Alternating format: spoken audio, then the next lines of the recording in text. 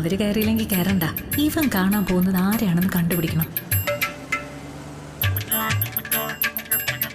അതെ, ഇന്നിനി സുസ്മിതയ്ക്ക് ശുഭയാത്ര. അതെ, ഈ യാത്ര അവൾ ഒരിക്കലും മറക്കില്ല.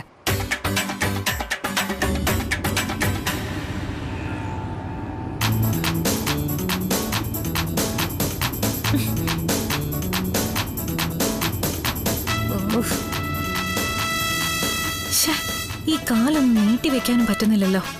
ഭാമാൻ്റെയോട് പറഞ്ഞ് സുഖമായി നീണ്ടു നിവർന്ന് കിടക്കാൻ പറ്റുന്ന ഡിക്കിയുള്ളൊരു കാറ് വാങ്ങിക്കണം. നിനക്കുള്ള പണി വരുന്നതേ ഉള്ളടി.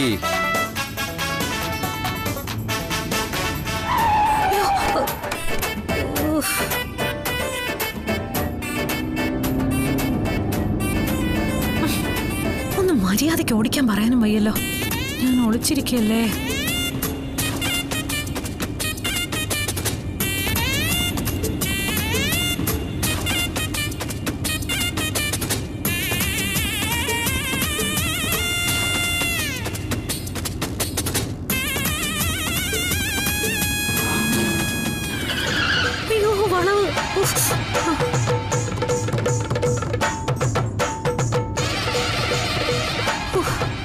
ഇപ്പൊ നേരെ എന്റെ അമ്മയെ.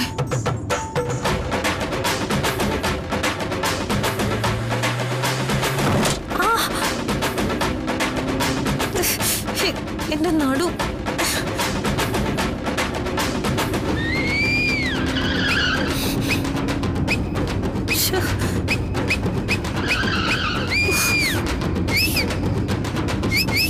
ഇവനെന്താ വള്ളമൂന്നുകാരനായിരുന്നോ? എന്റെ അമ്മേ, ഡിക്കിക്കുള്ളിൽ കൂടി സീറ്റ് ബെൽറ്റ് നിർബന്ധമാക്കാൻ നിവേദനം കൊടുക്കണം.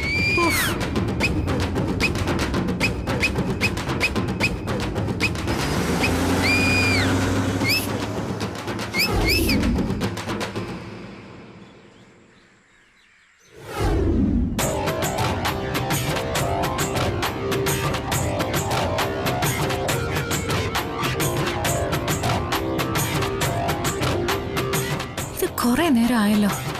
ഇവനെന്താ അങ്ങ് ഹിമാലയത്തിലേക്കാണോ പോകുന്നത്?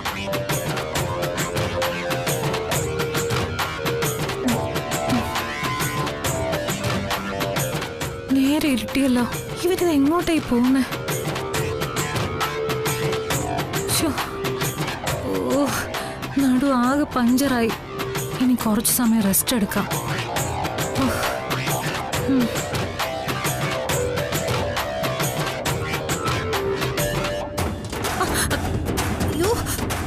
നടു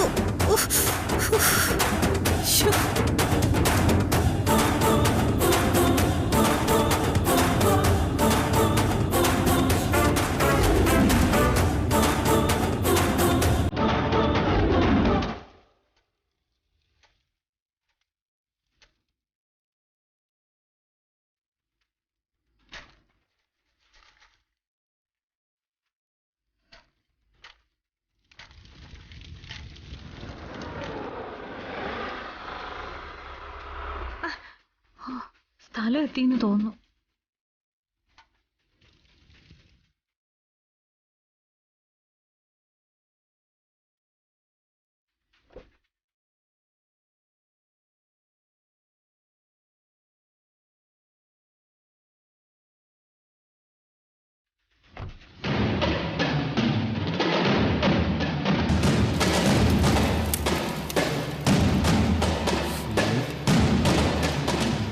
എന്തായി?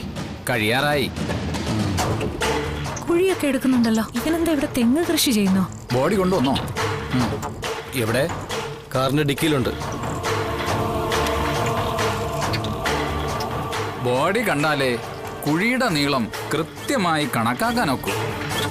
ബോഡി കൊണ്ടുവന്നിട്ടുണ്ട്, പക്ഷെ ഒരു ചെറിയ പ്രശ്നമുണ്ട്. ബോഡിക്ക് ജീവനുണ്ട്. അല്ല, അക്കാര്യത്തിൽ ഞാൻ തീരുമാനം ഉണ്ടാക്കി തരാം. പെട്ടെന്ന് തീരുമാനിക്കണം. എന്നിട്ട് വേണം എത്ര കണ്ട് കുഴിക്കണമെന്ന് ആലോചിക്കാൻ. ശരി.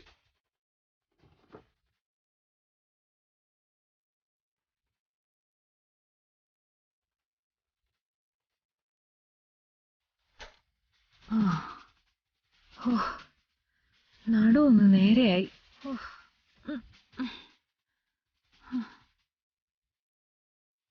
എത്ര പ്രശാന്ത സുന്ദരമായ സ്ഥലം. ചുറ്റും മഞ്ഞുകണങ്ങൾ ഉതിർന്നു വീഴുന്നു.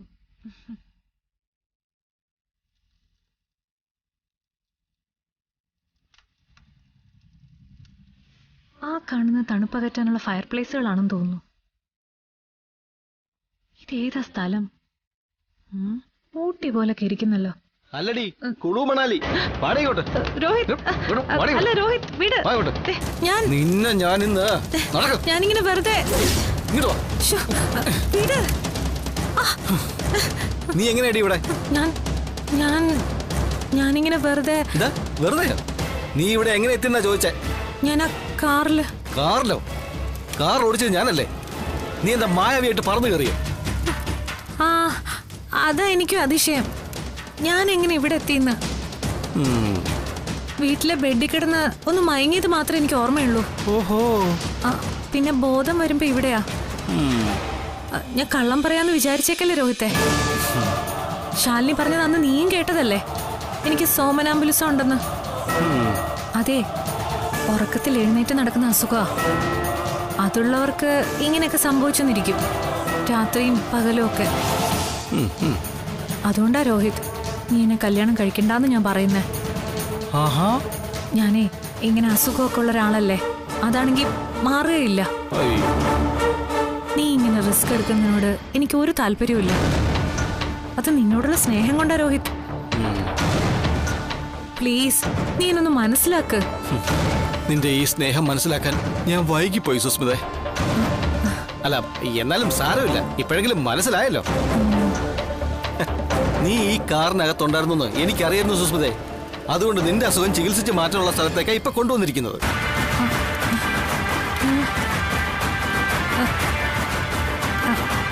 ഇതെന്താ കുഴിയൊക്കെ വെട്ടിയിരിക്കുന്നേ?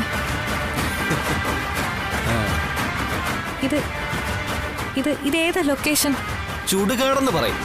ആ, ഞാനും വിചാരിച്ചു ഏതെങ്കിലും കാടായിരിക്കും. അല്ലെങ്കിൽ ഇത്രയും ഭംഗി ഉണ്ടാവില്ല. രോഹിത്ത് ഏത് കാടാന്നാ പറഞ്ഞ? ചുടുകാട്. അയ്യോ, ചുടുകാടോ? ചുടുകാടല്ല, ചുടുകാട്.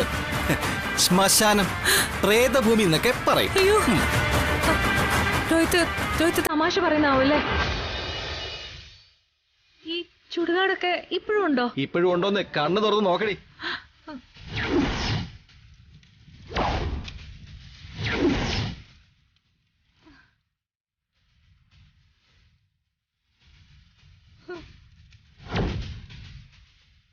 ഈ കാണുന്ന ഒന്നും ഫയർ പ്ലേസ് അല്ല,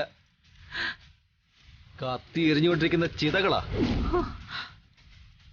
കത്തി തീർന്നതും പാതി കത്തിയതുമായിട്ടുള്ള ശവങ്ങൾ അതിനുള്ളില്. സൂക്ഷിച്ചു നിന്നോണം, ചിലപ്പോ തലയൊട്ടികളൊക്കെ പൊട്ടിത്തെറിച്ച് നിന്റെ തലയ്ക്ക് നേരെ വന്നിരിക്കും. എവിടെ പോടി, അവിടെ നിൽക്കടി.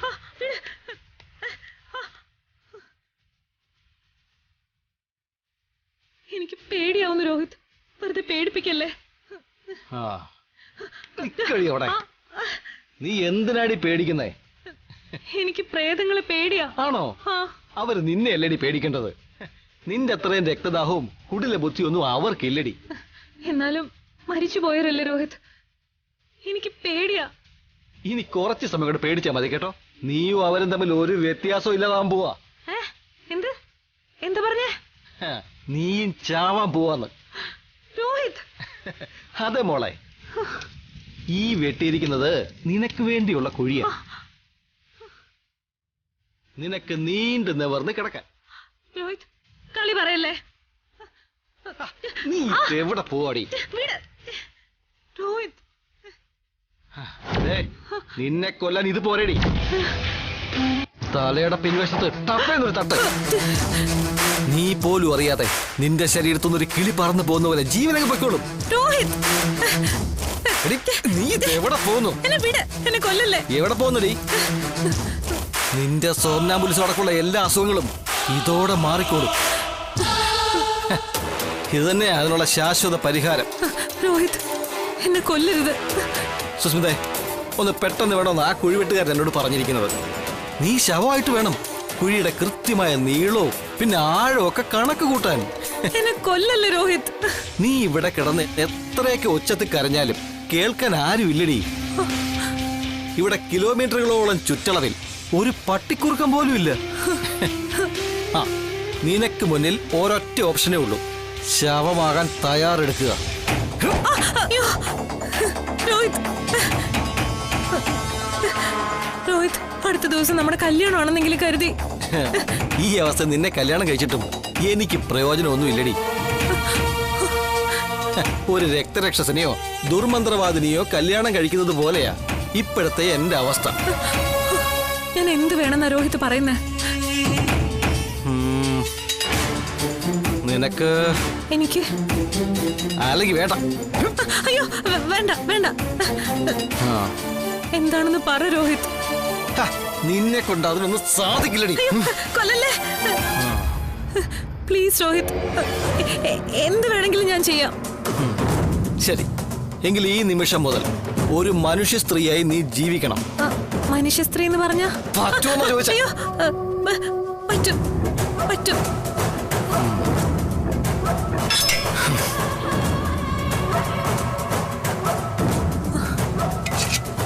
നിന്റെ ഉള്ളിലെ അസൂയ, കുശുമ്പ്, വിദ്വേഷം, സ്വാർത്ഥത തുടങ്ങിയ എല്ലാ മോശം വികാരങ്ങളും ഈ ചുടുകാട്ടിൽ ഉപേക്ഷിച്ച് എനിക്കൊപ്പം വന്ന നിനക്ക് ജീവിക്കാം.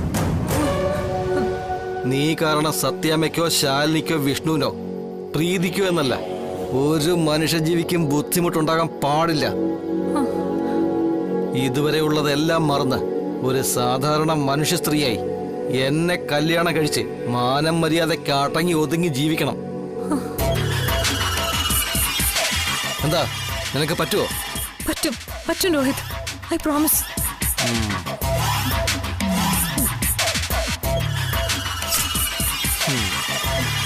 എങ്കിൽ കാറ് കയറിക്കോ, ഞാൻ തിരിച്ച് വീട്ടിൽ കൊണ്ടുവന്നാക്കാം.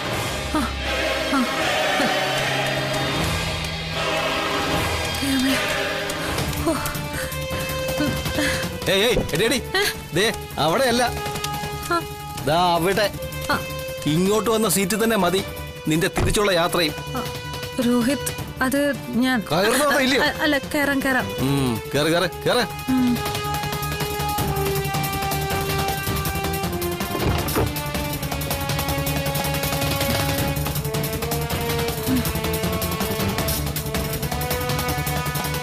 കൊണ്ടുപോവാണോ?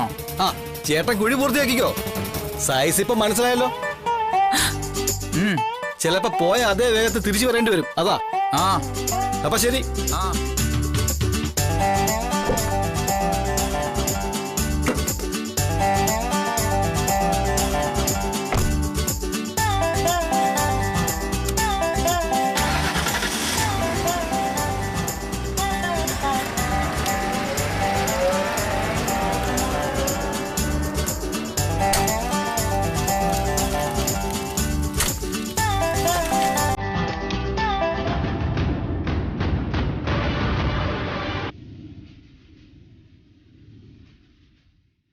എന്താ?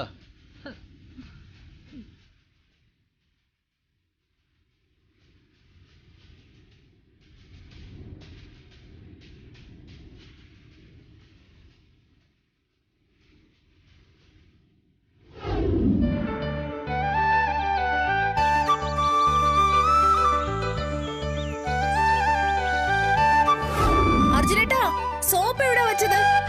വിഷ്ണുവേട്ടാ, ടവല് ഞാൻ എടുക്കുകയാണേ. രാജീവ് സാറേ, ദേ കഴിഞ്ഞ് ഉപ്പ് ഇറങ്ങാം.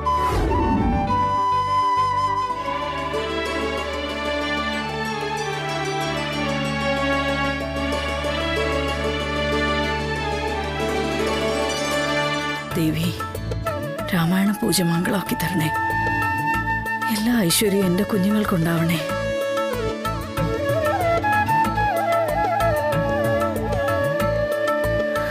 ദേവി,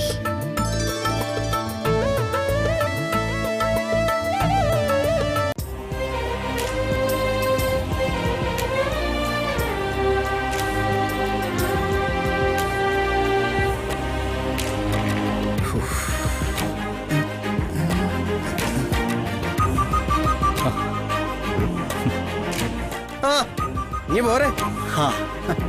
ഇവിടെ ഇരുന്നോ, ചെയറെടുത്തോ. ആ അമ്മോ അതൊക്കെ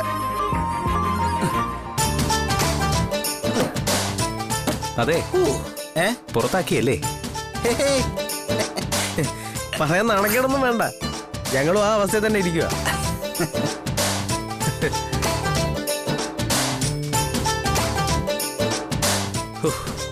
ബോറടിച്ച് ചാവൂലോ.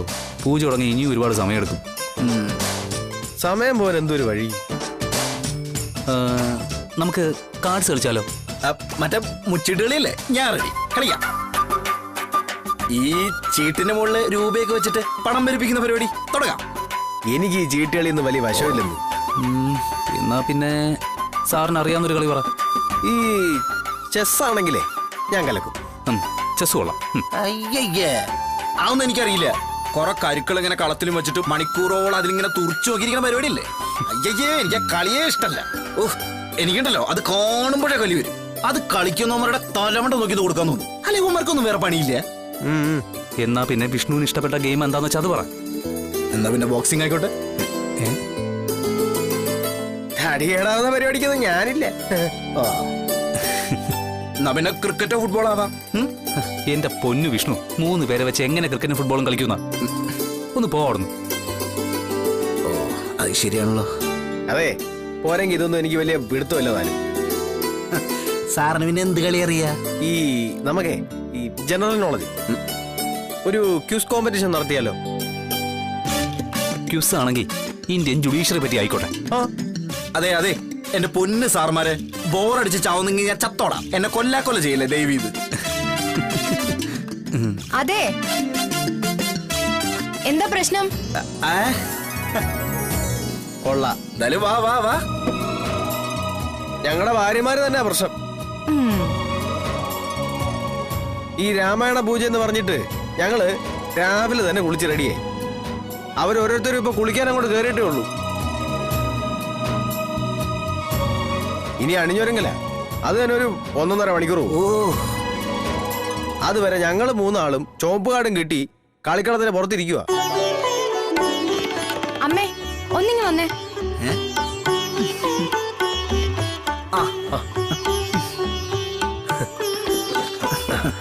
അമ്മ, ഈ പരാതിക്ക് പരിഹാരം എന്താന്ന് പറഞ്ഞേ? ഇതെല്ലാ വീട്ടിലുള്ള പരാതിയാ മക്കളെ. ആണുങ്ങൾ എഴുന്നേറ്റ് പല്ല് തേച്ച് കുളിച്ച് വന്നിരിക്കുമ്പോഴേ മേശപ്പുറത്ത് അവർക്ക് ആവി പറക്കുന്ന ചായയും പ്രഭാത ഭക്ഷണവും റെഡിയായിരിക്കും. അതൊക്കെ ഒരുക്കി വെച്ച് കഴിഞ്ഞാ പെണ്ണുങ്ങൾ അവരവരുടെ കാര്യം ചെയ്യുന്നതെന്ന് ആണുങ്ങൾ ഓർക്കില്ല. അതെ, പെണ്ണുങ്ങൾക്ക് കുളി കഴിഞ്ഞിട്ടും പിന്നെന്താ ഇത്ര ഒരുക്കം? ഞങ്ങളതെ കുളി കഴിഞ്ഞ് മുടിയൊന്ന് ചീകി വെച്ച പരിപാടി കഴിഞ്ഞു. പെണ്ണുങ്ങളുടെ ഒരുക്കം എളുപ്പം കഴിയുന്നാണോ അർജുനേട്ടൻ കരുതിയിരിക്കുന്നേ? അതന്നെ. പിന്നല്ലാതെ ഈ മുടി ഞങ്ങളും ചെയ്യുന്നതാണല്ലോ. അതൊന്നും ഇപ്പൊ കെട്ടിവെക്കണം, അത്രേ ഉള്ളൂ അല്ലേ? പിന്നെന്തോ ഉള്ളേ, കണ്ണെഴുത്ത് രണ്ടുപേരും അങ്ങോട്ടും ഇങ്ങോട്ടും വരയ്ക്കണം. പിന്നെയുള്ളത് ഒരു പൊട്ടുകുത്തല. ഒരു പൊട്ടെടുത്ത് അങ്ങോട്ട് ഒട്ടിച്ചാ പോരെ. ഇതിനൊക്കെയാണോ ഇത്രയും വലിയ ബിൽഡപ്പ് ഒക്കെ കൊടുക്കുന്നത്? പിന്നല്ലാതെ. ഇതിന് മറുപടി പറയേണ്ടതേ ഞങ്ങളല്ല, ചേച്ചിമാരാ. ഓ, ഇപ്പൊ വരും, കിട്ടും എല്ലാത്തിനും. അയ്യോ, എവിടെ?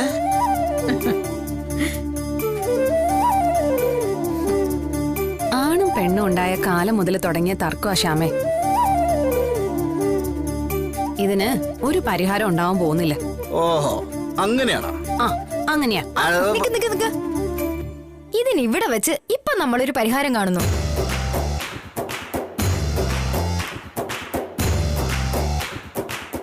കളി വിട് ശ്യാമേ, ഞങ്ങൾ കുളി കഴിഞ്ഞതേ ഉള്ളൂ. ദേ ഒരുക്കം മുഴുവൻ ബാക്കി കിടക്കുക. കണ്ട, ഇത് തന്നെയല്ലേ നമ്മളും പറഞ്ഞേ. നിങ്ങൾ ഭാര്യമാരുടെയും ഭർത്താക്കന്മാരുടെയും പ്രശ്നത്തിനുള്ള പരിഹാരമാണ് ഞാൻ പറയാൻ പോകുന്നത്.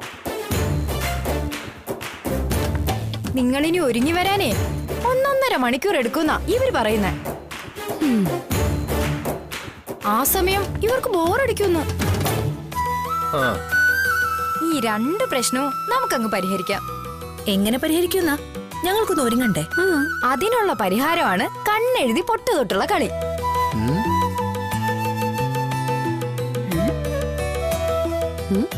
കണ്ണെഴുതി പൊട്ടു തൊട്ടുള്ള കളിയോ?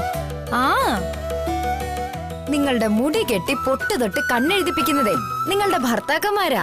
അല്ല ഓ അയ്യേ